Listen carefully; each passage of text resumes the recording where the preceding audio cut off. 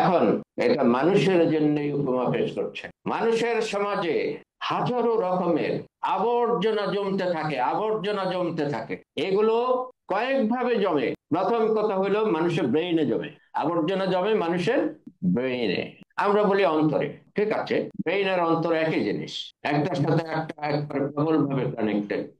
আবর্জনা জমে ওখানে। তারপরে সেই আবর্জনায় ছেয়ে যায়। যখন আবর্জনা ছেয়ে যায়, গাড়ির ইঞ্জিনের ভিতরে যখন ময়লা জমে, তখন তেল আর পাস হয় না, গাড়িও চলে না। মানব সমাজের অবস্থা তাই, ব্যক্তির অবস্থা তাই।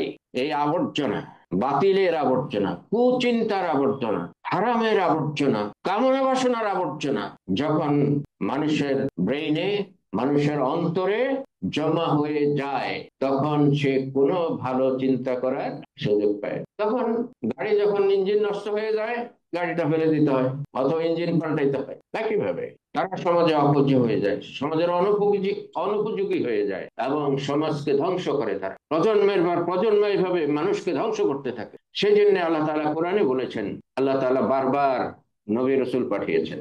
নবী রসুলরাই আবর্জনা পরিষ্কার করেছেন। কিভাবে?